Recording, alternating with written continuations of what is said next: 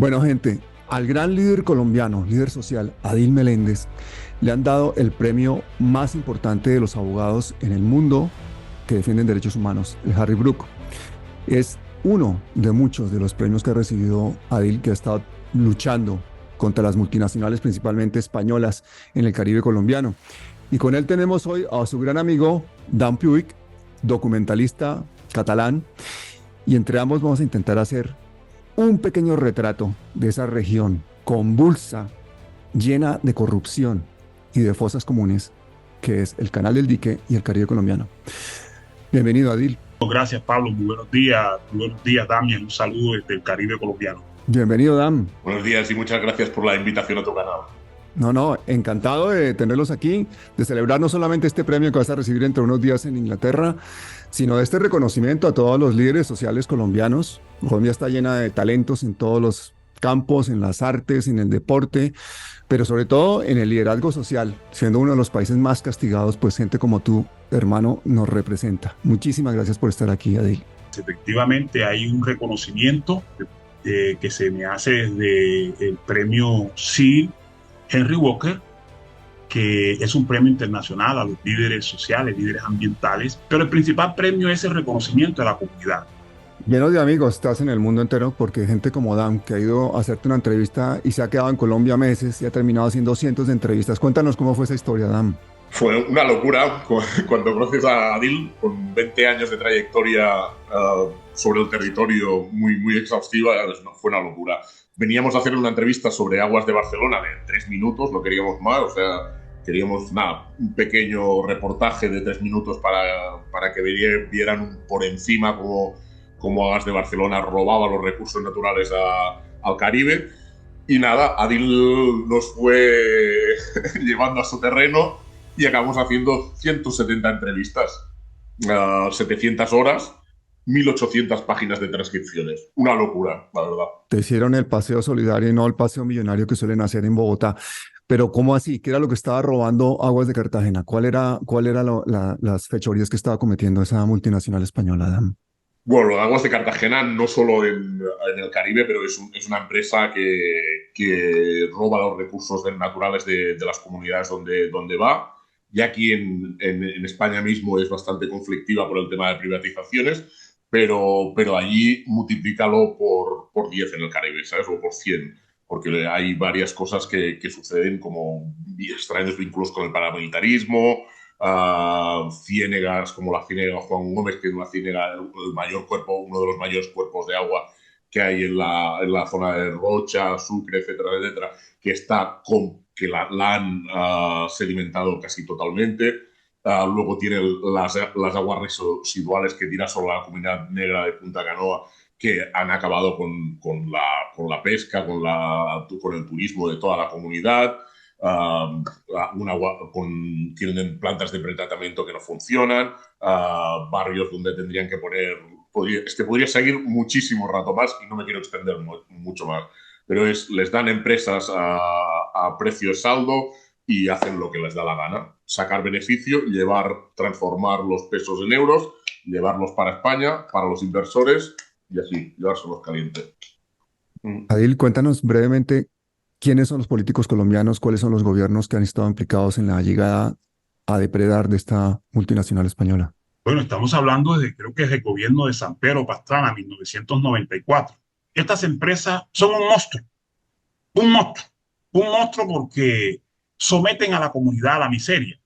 Desde el año 94 llegaron a Rocha, captan el agua de Rocha, recibieron una empresa con activos superiores a $1 billón, la compraron por poco más de $2 millones, de 1 o 2 millones de dólares, no invierten y destruyeron todos los medios de vida de la comunidad negra de Rocha, Puerto Badel y Lomas de Matunilla. Y además Correa, absolutamente todo, como dicen las comunidades.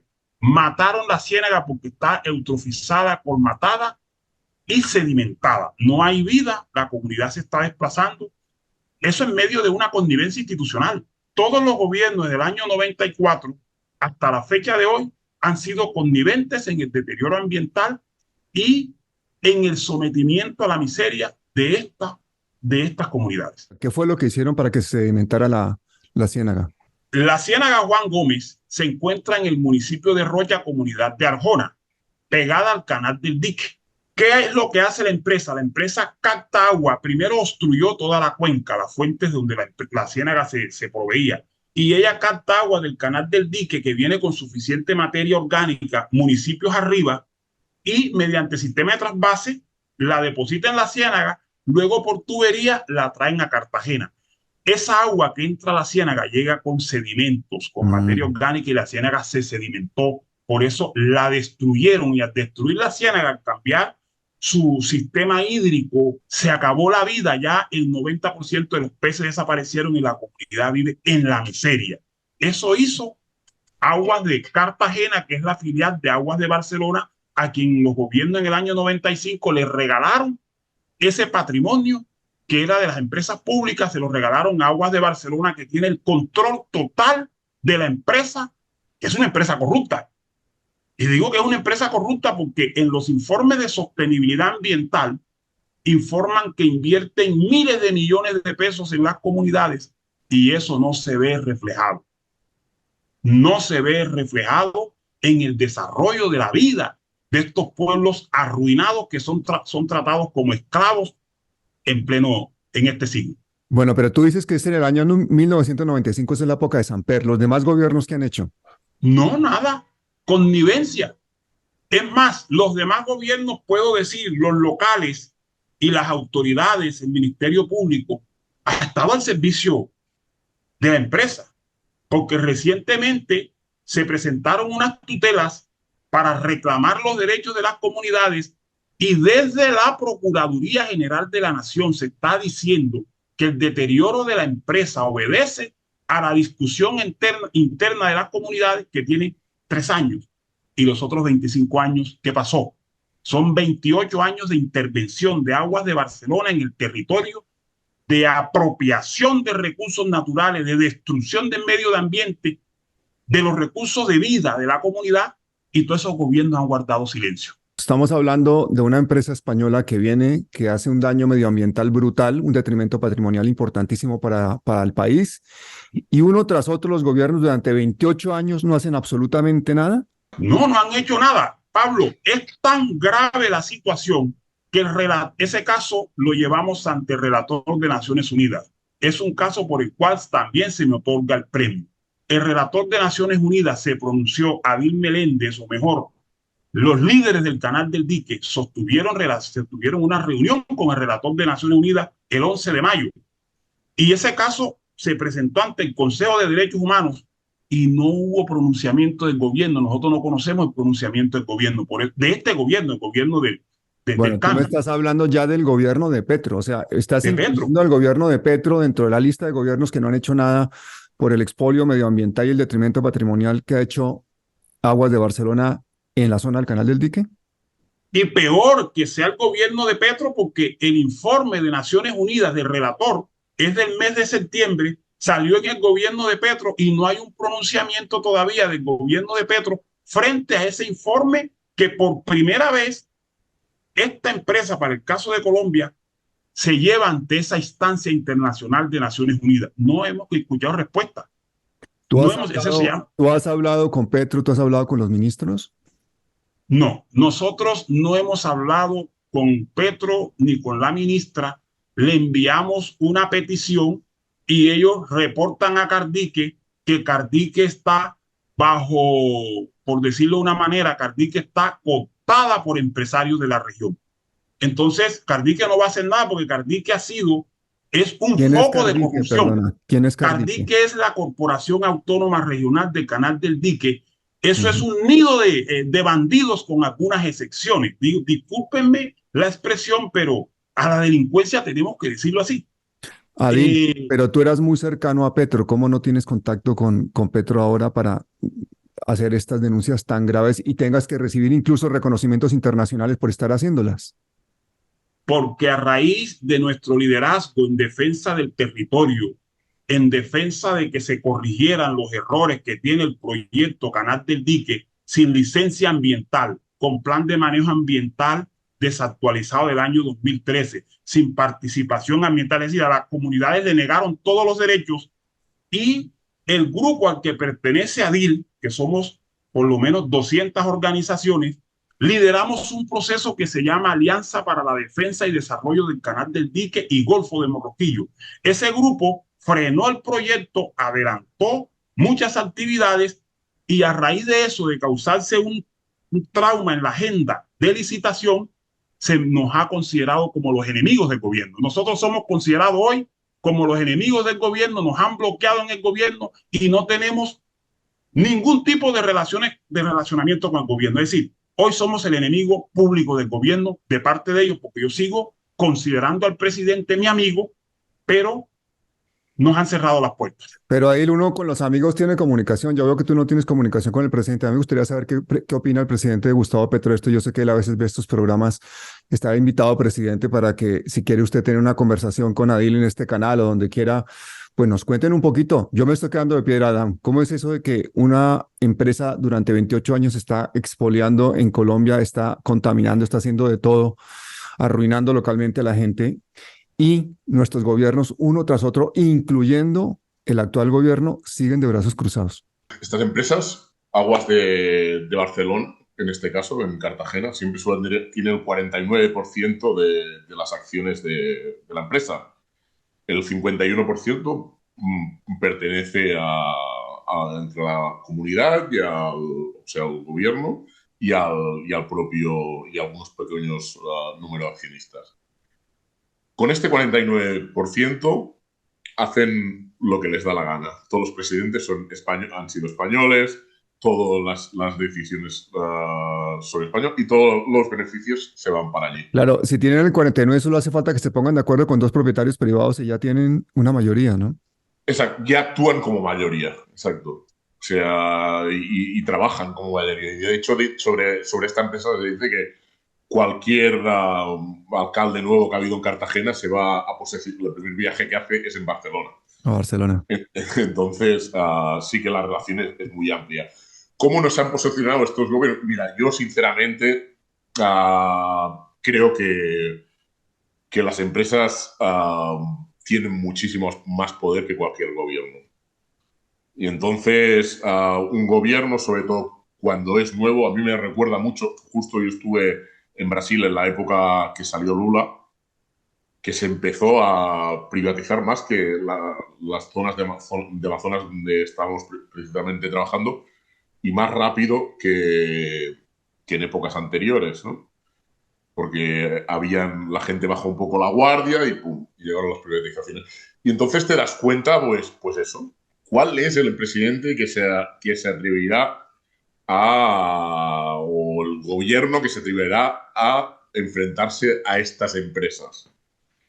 Con todo el poder que tienen aquí, a nosotros, por ejemplo, para este documental que estamos haciendo, es que no nos ha salido ningún aliado que nos financie. Nadie quiere decir. Akbar tiene tanto poder aquí en Cataluña, aquí en España, hace cursos a los jueces, hace en los medios de comunicación principales, están todos lados, financia festivales de música de todo tipo, de la música más alternativa a la más clásica, hace exposiciones de arte, están metidos en todos lados. O sea, no hay posibilidad. O sea, nosotros vamos a cualquier sitio y decimos, mira, tenemos esta propuesta interesante que sale todo esto con todo esto. Está Akbar. Akbar, Aguas de Barcelona, sí. Y así funciona. No siento que estas empresas tienen un poder que está muy por encima de los poderes que tienen los gobiernos. Y cuando empiezan los gobiernos, van con mucho miedo, yo creo, a estas empresas. No las enfrentan. Adil, y desde el lado colombiano, pues esas empresas multiplican su poder porque se encuentran ya con una digamos, una burocracia organizada y preparada para la corrupción. ¿Qué es lo que has detectado tú en cuanto a corrupción concretamente desde que estás luchando con el tema del Canal del Dique? En estas empresas que están en la ecorregión del Canal del Dique, hay no solo corrupción, hay vínculos con el paramilitarismo, porque lo dijo Juancho Dique, que era el máximo responsable, segundo comandante, que las empresas ubicadas en el Canal del Dique financiaron el paramilitarismo. Y fue una de las personas entrevistadas aquí. Blanquese, es decir, Blanquese, que es un paramilitar que ha hecho más de 100 masacres, que lo entrevistamos en este canal, que es una de las personas que está en este momento trabajando también para intentar, ¿no?, que esta región se pacifique. Sí, sí, efectivamente. Fue el segundo comandante del bloque Montes de María, responsable de más de 100 masacres, y primer comandante del bloque Canal del Dique. Dijo textualmente que estas empresas apoyaron, y cuando le preguntaron por Aguas de Barcelona, dijo, todas. Entonces, además de eso, hay corrupción. ¿Por qué hay corrupción? Porque ¿cómo es posible que después de 30 años no se evidencie en los planes de manejo ambiental el cumplimiento de las órdenes o medidas de los planes de manejo ambiental, o sea, la política ambiental, en la Ciénaga de Juan Gómez, que está destruida, y en la Corporación Autónoma Regional del Canal del Dique, Cardique, hayan metido como 30 personas a la cárcel por corrupción? Pero te quiero dar un ejemplo para que entienda la comunidad internacional lo que hay detrás del Canal del Dique. Es un negocio sobre los recursos naturales. Ahí en el Canal del Dique, al ladito de Aguas de Barcelona, está una empresa que vincula a la familia Eder de Cali. Privatizaron alrededor de 2.500 hectáreas de agua, privatizadas por esta camaronera, que hoy el gobierno les va a hacer un muro de 13 kilómetros para proteger el agua que se robaron. El negocio Canal del Dique vincula actores armados ilegales, corrupción y burocracia, y también muerte de líderes sociales. Ahí en esa zona había un sitio donde llevaban a las personas para ser asesinadas, que se llama la Casa de la Última Lágrima o la Casa de los Lamentos. Es decir, corrupción, vínculos con el paramilitarismo y burocracia. No por tanto nos amenazaron, Pablo, y a nosotros nos fue muy mal con esas amenazas. Yo nunca había sentido tanto miedo. Hoy tenemos mucha prudencia, hemos bajado la voz porque sabemos que los intereses que están detrás, haya habido un sobre para cada quien en ese proyecto, Canal del Dique, y en el APP Canal del Dique, que se lo regalaron a la multinacional Sacil, y indiscutiblemente que en Aguas de Barcelona ese silencio institucional es porque hay corrupción también. Otro de los casos emblemáticos fue el que involucró al presidente de la Comunidad de Madrid con el canal de Isabel II, ¿no? Sí, sí, sí. Cuéntanos ese caso, ¿cómo fue, Dan? ¿Te acuerdas? Sí. Sí, incluso acabó en la cárcel por este caso de corrupción y aquí se evidencia un poco la relación tan estrecha que hay entre la derecha de España, del PP, y los diferentes gobiernos de Colombia. Sobre todo llegó al punto álgido, que fue cuando más privatizaciones se llevaron a cabo, llegó al punto álgido en la época Uribe-Aznar, que son íntimos amigos. De hecho, Uribe en Madrid tiene residencia y tienen muchísima buena relación entre ellos. Está la corrupción que ha habido entre ellos y no se habla aquí en España de todo este proceso, lo suficientemente que sabría hablar. Sí que salió la investigación del País y salió lo de la AAA, salió lo del canal Isabel II, que había políticos del PP implicados en casos de privatización y corrupción demostrada. Entonces fueron incluso el presidente de la Comunidad de Madrid, que tú acabas de citar, fue llevado a prisión. Cabe destacar también una cosa, de los políticos de Colombia que estuvieron en este proceso no les sucedió nada, siguieron en el Congreso tan tranquilos. O sea que Colombia quizá tiene un grado más de corrupción que España. Tenemos pendiente ese programa de Cartagena contigo, Adil, que lo estamos organizando hace ya meses, que queremos mostrar la otra cara de Cartagena, la que no ven los turistas, la que no queremos ver los colombianos. Esa Cartagena de los extrarradios llenas de prostitución, de problemas sociales, de desigualdad. Esa Cartagena que es absolutamente inviable como ciudad y que la mostramos con gran orgullo y con absoluto desconocimiento el resto de los colombianos al mundo. Yo creo que es una vergüenza que seamos tan hipócritas no solucionar los problemas sociales más apremiantes de una ciudad tan importante que además es una joya histórica, ¿no? Sí, yo creo que todas esas bolsas de pobreza que existen en Cartagena, que esto nos ha quedado muy claro tantas entrevistas y tanto que nos haya hecho Adil ir a todos los sitios, a todas las partes, al final acabas y la destrucción total de la cultura es el sicariato, la trata, es lo que sucede. Ya se ha roto totalmente la cultura afro a través de estas empresas, a través de este conflicto armado, a través del paramilitarismo. Y eso, entonces, llegas a entender cuando conoces todo el resto, todo lo que sucede en el país, que estos jóvenes que tendrían que ser agricultores acaban siendo sicarios. ¿Me entiendes? Y esto es la constatación, o sea, el resultado final de todo este conflicto armado, de todo este robo y expolio constante y de toda esta política de destrucción contra las comunidades tradicionales que habitan las zonas que ahora mismo son las que tienen más valor. No nos engañemos. O sea, ¿dónde iban las comunidades afro, las indígenas? Ya están bien en los ríos, ya están bien ahí, y ahora son las zonas que las empresas quieren y por eso devastan. Estas multinacionales no solamente se roban dinero, no solamente enriquecen a sus grandes ejecutivos o gente como la gente del canal de Isabel II, por ejemplo, este señor Ignacio González, que fue presidente de la Comunidad de Madrid. Al final, todas esas empresas lo que producen es muerte en el territorio, miseria en el territorio, destrucción de la naturaleza en el territorio. ¿Cómo es esa lucha tuya, Adil, en este aspecto de tener ante ti todos los días, por una parte en el territorio, esa desigualdad, esa pobreza, esa miseria, y por otra parte, ser tú como abogado de talla internacional consciente de esa corrupción corporativa? Esos ciudadanos son los dueños de ese premio. Entonces, desde mi profesión como abogado, atiendo, llevo casos laborales, administrativos, constitucionales, pero en esas comunidades donde se está subastando el territorio. En esas comunidades donde ningún presidente ha mandado, ni siquiera el presidente Petro manda ahí, ni mandó Santos, ni mandó Duque, ni mandó Uribe. ¿Por qué no manda? Porque en esas comunidades el que manda es el hombre del fusil, la organización armada.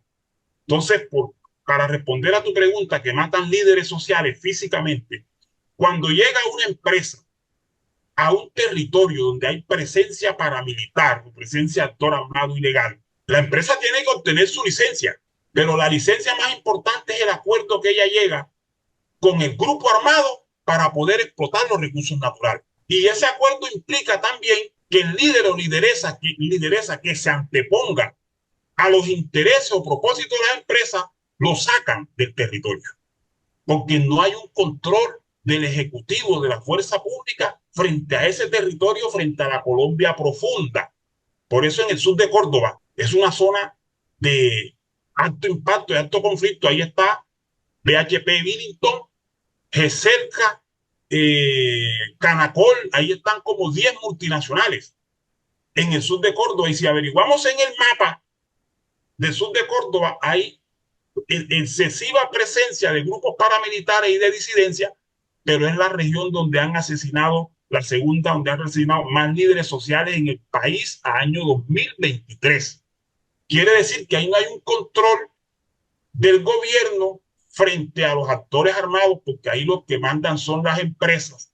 Tengo que decirlo de esa manera, y eso explica por qué la muerte de líderes sociales, porque las empresas, para poder desarrollar su objeto, sus operaciones en una zona controlada por grupos armados, sí o sí tiene que llegar a acuerdos. De lo contrario, no la dejan o le matan a sus trabajadores. Entonces, los que terminan muriendo son los líderes sociales que exigen licencia ambiental, que exigen que no se devaste el territorio y los asesinan.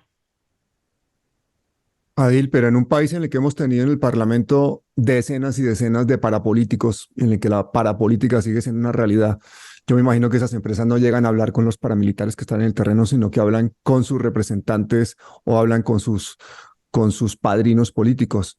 ¿Tú tienes constancia de esa actividad de la parapolítica hoy en día en Colombia en la introducción de estas multinacionales en nuestros territorios? Tú lo has dicho, no tenemos constancia, pero los que son en el gobierno pues todos los gobiernos, senadores en el gobierno son ganaderos en el territorio, son empresarios en el territorio.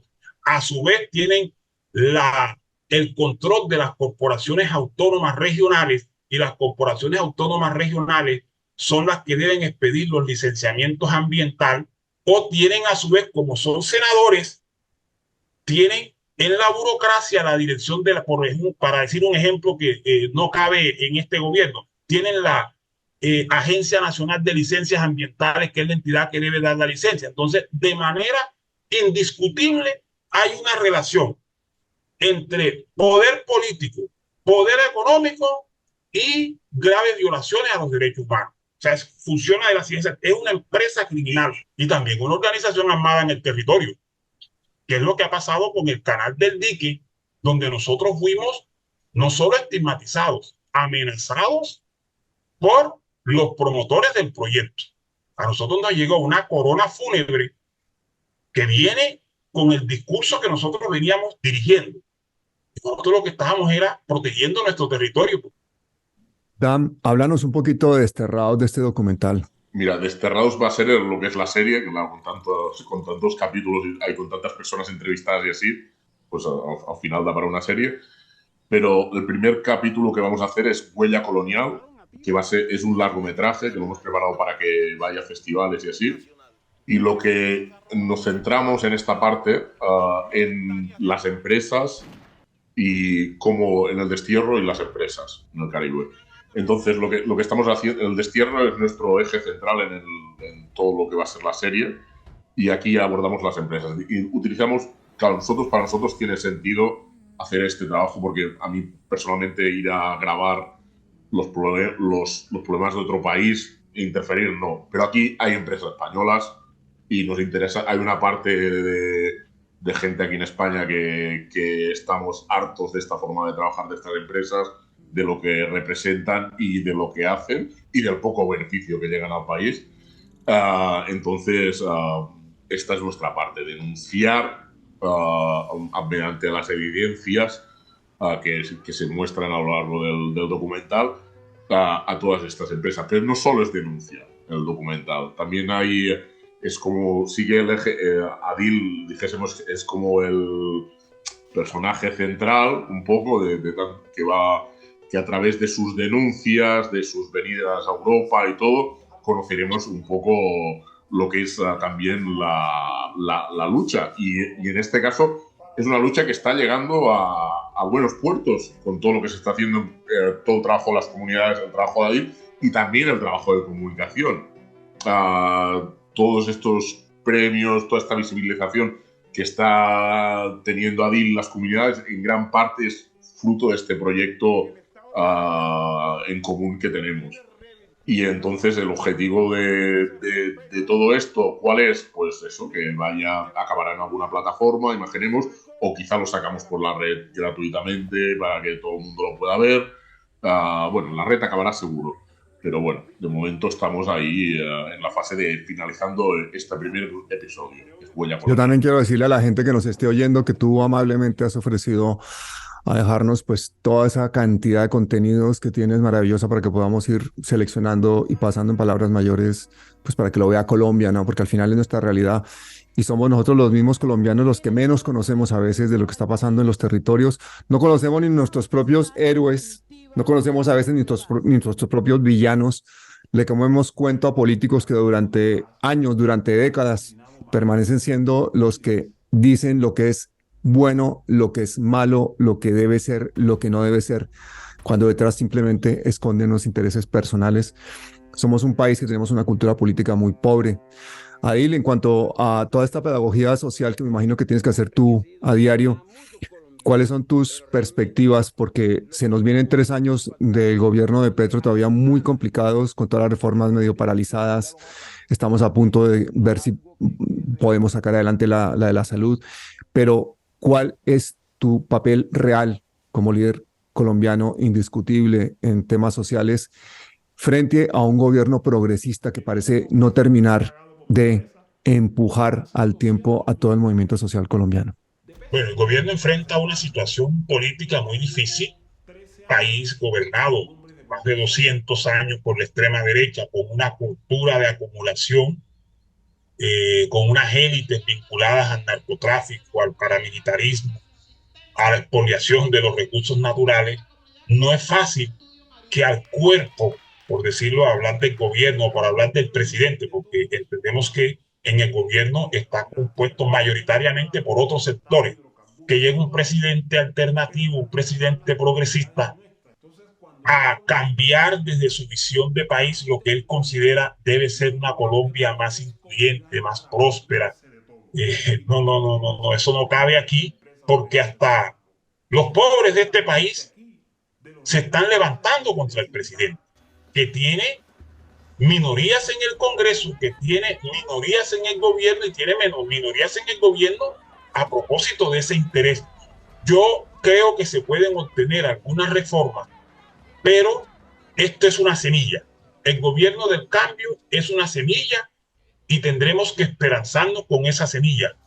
Desde nuestra orilla en la que estamos seguiremos valorando, apreciando, impulsando esos cambios que el gobierno promueve, pero en lo que no coincidamos con el gobierno, como el tema Canal del Dique, vamos a enfrentar al gobierno, a las empresas en instancias nacionales e internacionales, sin oponernos al gobierno, sin ser enemigos del gobierno, porque lo que está en riesgo es los recursos naturales, la integralidad del territorio, los derechos de la naturaleza están en riesgo, y aquí no nos pueden venir a hacer la casa. Está pasando con estos proyectos. Nos hacen el diseño de la casa en nuestro lote y tenemos que aceptarla así. Usted no puede opinar. Eso no lo vamos a aceptar de este gobierno ni ningún gobierno, pero vamos a apoyar al gobierno en lo que implique las transformaciones que requieran.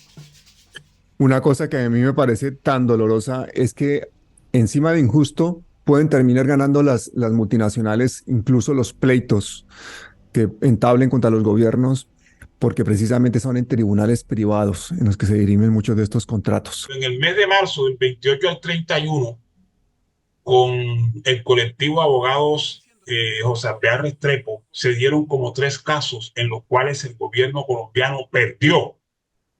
Pero sí recuerdo que el ministro Reyes, que intentó sobornarme, Guillermo Reyes, dijo textualmente: es que tenemos el riesgo financiero del proyecto. Y le dije: ministro, hablemos de daño antijurídico. No es que riesgo financiero, porque es la única proponente. Aquí el gobierno de una u otra manera va a perder. Por lo siguiente, tenemos ejemplos como Hidroituango, ejemplos como Alto de Ancicayá, y el Canal del Dique es el control del territorio, la subasta del territorio, y las comunidades no necesitan que Adiel esté ahí. Cuando se causen los daños antijurídicos, los daños ambientales, las comunidades van a demandar. Y van a demandar en un proyecto que hoy consideramos que es corrupto, que pasó de 3.2 billones a 10 billones. Pero de que van a demandar, van a demandar. Eso es indiscutible. Cuando tú dices que el ministro Reyes intentó sobornarte, ¿a qué te refieres? 28, 29 de septiembre se me cita una reunión en la gobernación, una reunión privada en el despacho del gobernador. El ministro, el proyecto estaba suspendido, proyecto APP, Canal del Dique, la agenda estaba suspendida por una tutela que presentó el Consejo Comunitario de Hatoviejo. Yo fui el asesor durante 3 años de esa comunidad. Entonces, el ministro me dijo: ¿qué hacemos para destrabar el proyecto? Dígame, las palabras fueron más o menos: dígame qué hacemos. Ayúdame que yo te ayudaré. Vamos a destrabar eso. ¿Qué tengo que hacer? O sea, si me pregunta qué tengo que hacer, yo entiendo que es soborno. Más o menos en ese sentido fueron las palabras del ministro. Yo le dije: ministro, deme 15 días. No, 15 días no, deme una semana. Y dijo el ministro: mañana voy a los medios de comunicación y voy a avisarle al país que lo que pase con el proyecto, si se inunda el Caribe, es su responsabilidad. Pero también públicamente después dijo: iré a la Corte Constitucional porque el presidente es mi amigo y le voy a decir que desentrabe la colisión de competencia, porque la tutela había una colisión de competencia entre despachos judiciales y eso demora entre 2 y 3 años.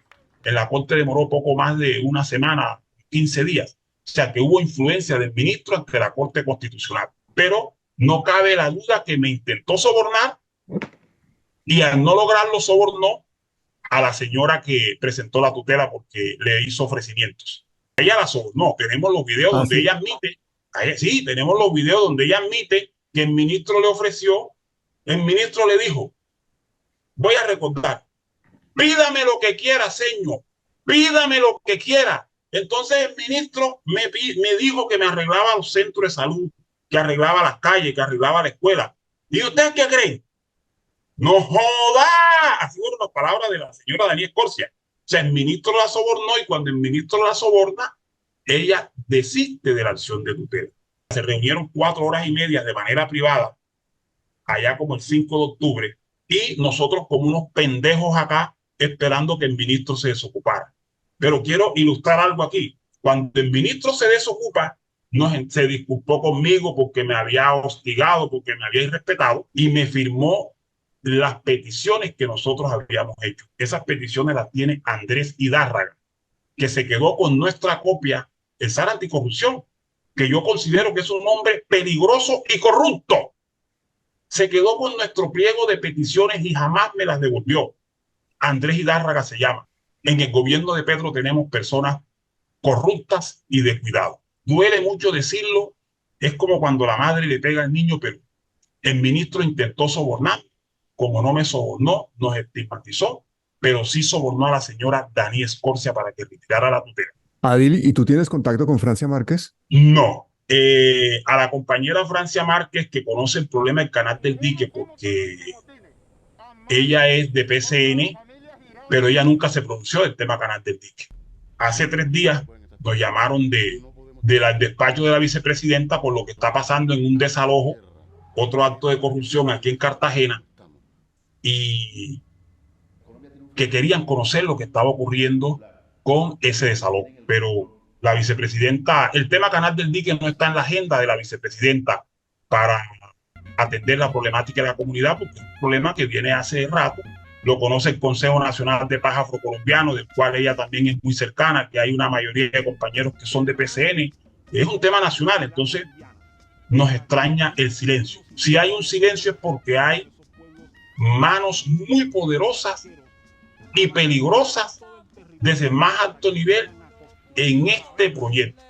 Porque no es gratis que la compañera Francia Márquez, una mujer guerrera, esté guardando silencio. Pero tampoco es gratis que la representante Dorina Hernández del Pacto Histórico, representante por Bolívar, se esté reuniendo hoy sin preparar a las comunidades en una mesa entre SACIR, el gobierno y las comunidades. Es decir, eso nos parece hasta sospechoso, pero así funciona la política en Colombia y por eso a nuestras comunidades les roban sus territorios por el silencio o temor de algunos o por el negocio de otros. Dam, ¿y cómo es que un cineasta, documentalista, productor, escritor, guionista español resulta tan sensibilizado con los temas latinoamericanos, resulta corriendo peligros en nuestros territorios, resulta al lado de nuestros grandes líderes sociales y resulta en palabras mayores? Sí, porque hay empresas españolas metidas aquí y es la responsabilidad que creo que se tiene que llevar de la gente que hace este tipo de proyectos fuera, a buscar un vínculo proyectos de denuncia me refiero, pues buscar un vínculo con empresas de aquí y llevarlo para allí. Entonces esta es la motivación principal, es esta de denuncia. O sea, aquí estas problemáticas la ha originado una forma de hacer que está enquistada de diferentes empresas españolas y nosotros, nuestro trabajo es traer una denuncia, pero no una denuncia edulcorada, sino una denuncia con con todo lo que sucede en realidad. Pero aquí en este país hay una ley mordaza. Entonces, ¿tú recibes algún tipo de presiones para no sacar tus contenidos, para no dar tus declaraciones, para no sacar adelante documentales como estos que estás haciendo? No, mira, curiosamente he recibido a lo largo de mi trayectoria 2 denuncias y las 2 las han quitado los mismos denunciantes. O sea, cuando trabajas con evidencias es muy complicado. Te puede suceder algo, evidentemente. Cuando ya estás tan solo, pero ante 170 entrevistas, científicos, y que de repente se empieza a sumar gente como la OIAD, la Abogacía en Riesgo, son los únicos que de momento nos han apoyado en el documental. Sí, voy a tener a Jesús Cintora en estos días aquí en el programa, Sí. a quien lo han quitado en los programas de más éxito de la televisión española precisamente por decir las cosas sin pelos en la lengua. Por ejemplo, ser muy crítico ante la corrupción del rey emérito, todo el dinero que sacaba de España con todas sus comisiones y con todos sus manejos, digamos, de su vida personal, etcétera. Tú, por ejemplo, ¿puedes hablar abiertamente sobre la monarquía en España o no? Sí, yo podría hablar abiertamente sobre la monarquía en España, lo que fuera, y lo que nos sucede a gente como yo, que hay más, que quedamos arrinconados.